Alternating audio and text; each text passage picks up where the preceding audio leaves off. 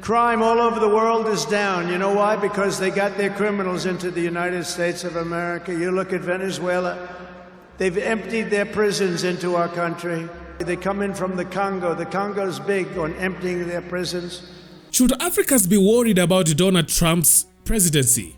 If African Pan-Africanist leaders have been lobbing verbal grenades at the West for decades, accusing it of siphoning Africa's resources to pad its riches, Donald Trump entered the scene with his own brand of rhetorical firepower.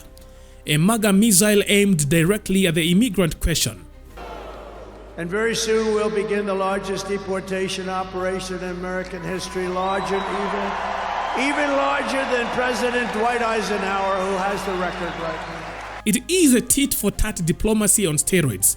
Africans decrying Western exploitation, Trump accusing immigrants, Africans included, of exploiting America. But if you look at that chart, and you look at the red arrow on the bottom, that's the single lowest we ever had in history, at least recorded history, of illegals pouring into our country. We had done a great job, and then they took over, and look what happened. It's like an Elon Musk rocket ship going up. That reminds me of Elon, his rocket ships. Look at that, look at the difference. And it just continued and continued, and we're taking in people that shouldn't be here. They come in from prisons, from jails. They shouldn't be here. Mental institutions. I used to mention, and the press would always excoriate me. One of the biggest fears Africans harbored about a Trump presidency was his uncompromising stance on immigration. His America First mantra wasn't just a catchy slogan. It was a line drawn in the sand. Illegal immigrants, particularly those from Africa, would find no warm embrace under Trump's watch. In fact, he warned of deportation tsunamis targeting those he accused of taking advantage of America. Day one, I will seal the border, stop the invasion, and we will begin the largest deportation operation in American history. Ironically, considering the historical context of who has taken advantage of whom on a global scale. We're going to slash the regulations, environmental regulations that are really put in there in order to stop progress in this country. During a victory rally in Washington, D.C., Trump took direct aim at immigrants, singling out Congolese nationals and Venezuelans as culprits behind America's alleged crime surge.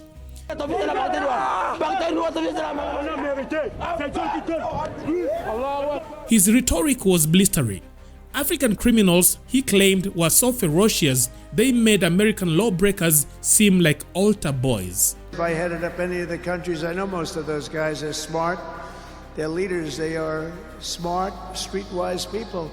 As soon as I heard they were going to have open borders, I said, if you do that, every prison all over the world is going to be emptied out into our country. They come in from the Congo. The Congo's big on emptying their prisons.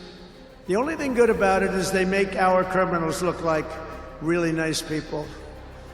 These people are vicious people all over the world, not just South America, all over the world they come from mental institutions and from jails and prisons.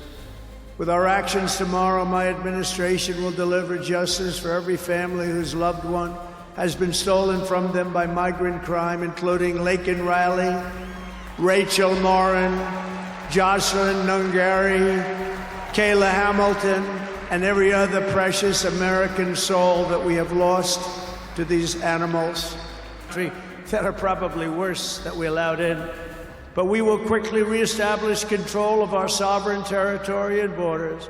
We will expel every single illegal alien, gang member, and migrant criminal operating on American soil and remove the savage gang Tren d'Iroquois from the United States. Here's a little video for you to see about this gang. Go ahead. For Trump, immigrants weren't just people seeking opportunities.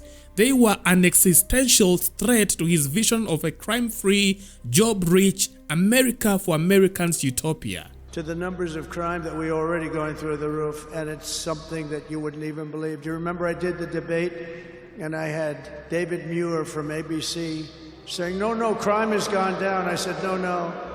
It's gone through the roof. Crime has gone through the roof, David. No, crime has gone down. I said it's gone through the roof. And then he goes, I disagree with that. The next day they announced the crime was up like 40%.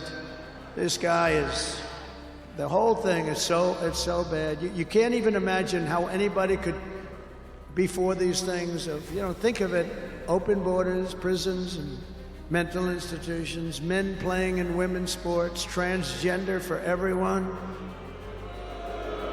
Transgender. And very soon we'll begin the largest deportation operation in American history, larger even larger than President Dwight Eisenhower, who has the record right now. But how true are Trump's claims about the immigrants' invasion? Let's zoom out. The US has historically been the world's immigrant magnet, hosting 1/5 of the globe's international migrants. By 2023, America's foreign-born population hit a record of 47.8 million, accounting for 14.3% of the population. Yes, that's the highest percentage since 1910, but still shy of the 1890 record of 14.8%. Immigrants come from everywhere, but only 5% of them hail from sub-Saharan Africa. Mexicans top the charts at 23%, followed by Indians, Chinese, and Filipinos. So, is the US really at risk of African domination? Trump's numbers might paint an apocalyptic picture, but the reality suggests otherwise. Africans may be a growing part of America's immigrant population, but they are far from storming the gates of power. How can you trust the source of your pain when the source doesn't acknowledge it? What's fascinating here is the parallel between Trump's rhetoric and the defiance of African leaders like Burkina Faso's Ibrahim Traore or Rwanda's Paul Kagame. Libya was no democracy. Gaddafi had his own problems with all of us and across the continent. He had problems with his own people. Now some people, well, part of it was created from within on its own. Other things happened from outside. And they went to Libya and bombed the hair out of everybody in Libya and ended up with Gaddafi dying. The question is, what is happening in Libya? People who wanted to create a different situation, maybe a better situation, maybe create some democracy in Libya. Where are they and what do we have? These Pan-Africanists rail against Western dominance, calling for the liberation of Africa from exploitative practices. What's left to say? Well, perhaps Trump and the Pan-Africanists could bond over their shared love of fighting for their people. The only difference is one side calls for unity and the other builds walls.